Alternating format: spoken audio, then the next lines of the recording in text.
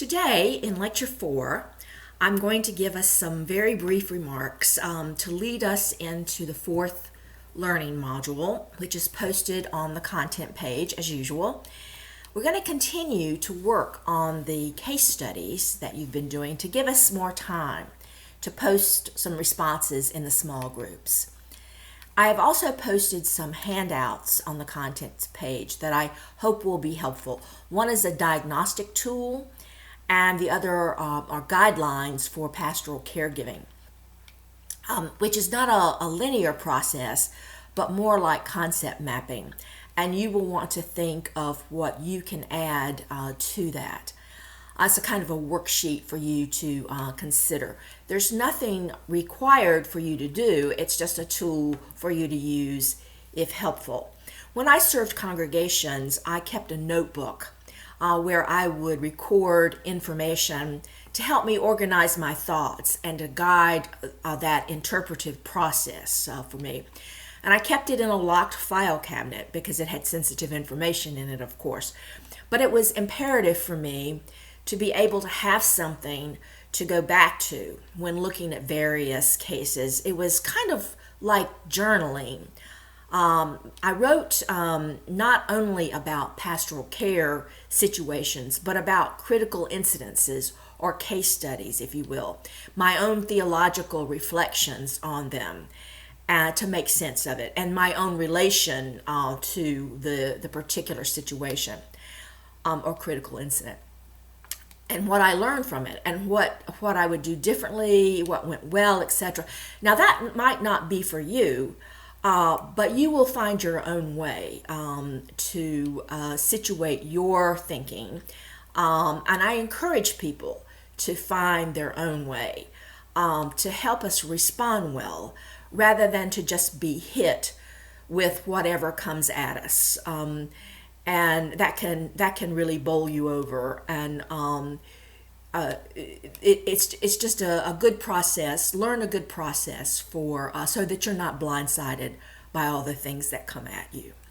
So the readings for this learning module focus on the pragmatic task, the practice of ministry, what the minister does, but this is not separate, of course, from who the minister is.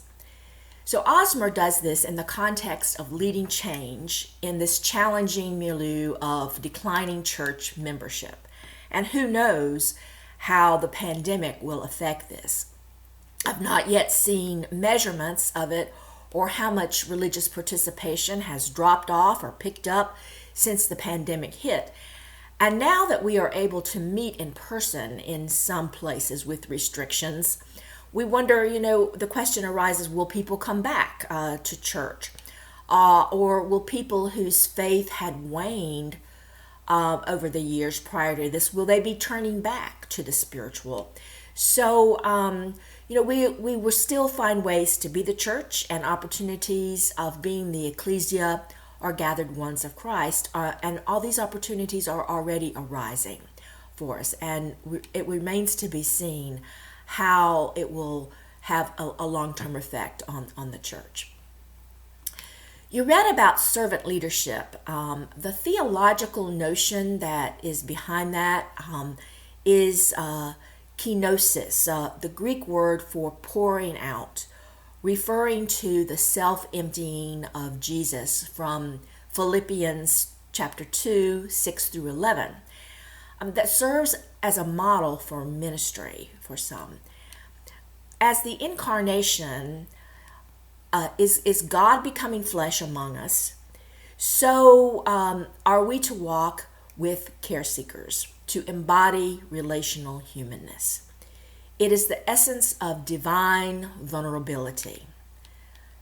So, practical theologian by the name of Christian Sharon has been helpful to me here. In his book, Fieldwork in Theology, Christian Sharon distinguishes between two main positions on how Christians regard the world.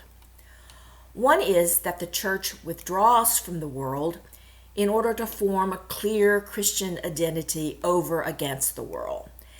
And he names Stanley Hauerwas and William Willimon, who we've been reading, with their 1989 book, Resident Aliens, as fitting into that position.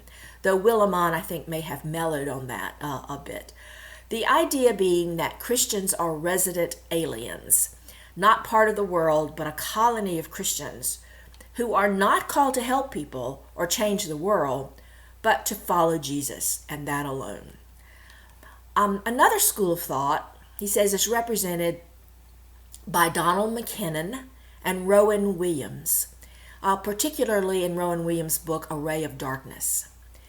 In this position, following Jesus, or discipleship, is that radical self-emptying, or kenosis.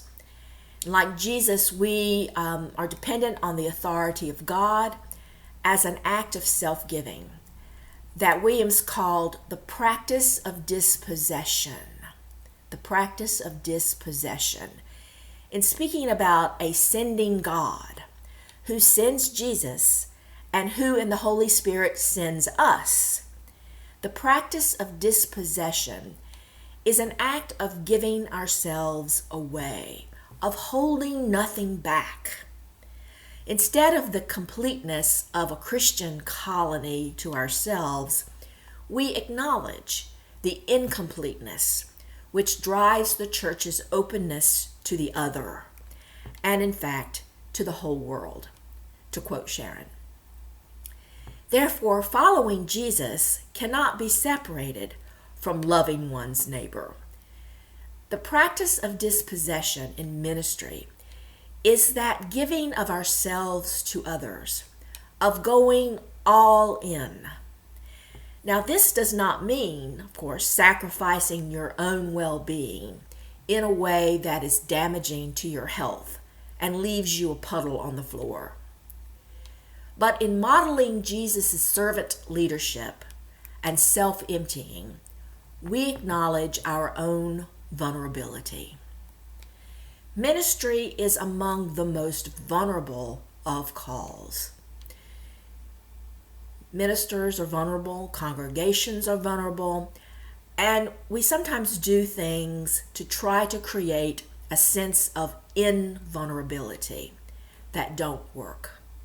But we're going to talk more about vulnerability and the need for self-care and boundaries in ministry next time in the next learning module. And so in terms of the practice of ministry, if we look at the biblical and early church expressions, we find a kind of canopy, like a Jewish wedding huppah, that holds together the functions of ministry. And like sociologist Peter Berger's sacred canopy, it is our need as humans to order our experience, and so we give meaning to these functions as a way of ordering our reality as the church. So there's another handout on the content page. It's a PowerPoint slide that illustrates this, so you can see these words. So kerygma, of course, is the proclamation of the good news. We commonly think of it as preaching or evangelism, or perhaps apologetics, explication on doctrine. Koinonia, the Greek word for community, to be drawn together as we care for one another. Liturgia, the work of the people, or worship. Diakonia, our mission, our service, it's a word that means like helping or serving, waiting on tables, service towards social justice. And didache, that's teaching and formation or catechesis. And oikomoni, or what I call household management or leadership and administration. And so in each of these functions, we do different things, but they all tie together under this canopy. And these are often referred to as Christian practices. Recent works on Christian practices by Dorothy Bass and others emphasize our human activity that reflects our theology and faith. Practices stem from the word praxis, Praxis, which is not just inward self-maintaining doing, but includes reflection, thoughtful action that is also critical and prophetic. So as people of faith, we practice that faith. We engage in certain activities that give contour and shape to our faith. It is sanctification, if you will, the continued growth toward the holy. And the practice of ministry is like that also. Everyday things we do and reflect on the doing. So Christian practices are not things we do to prove how Christian we are or to win a star in our crown. That's what the early reformers call works righteousness. You may have heard the phrase, Jesus is coming, look busy. And while there is an urgency to our work here in the world, the practice of ministry says slow and steady, and says that we do this because of who we are and not for the payoff.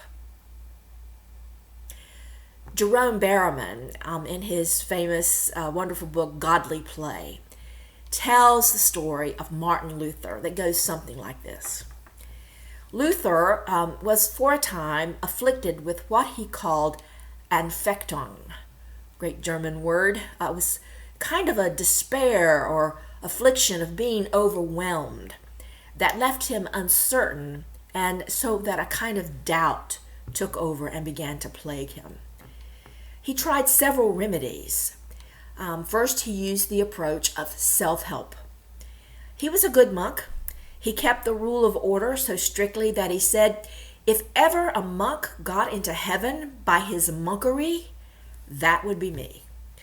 The trouble was, despite knocking himself out with his vigils and his prayers and his readings, he got no sense of peace.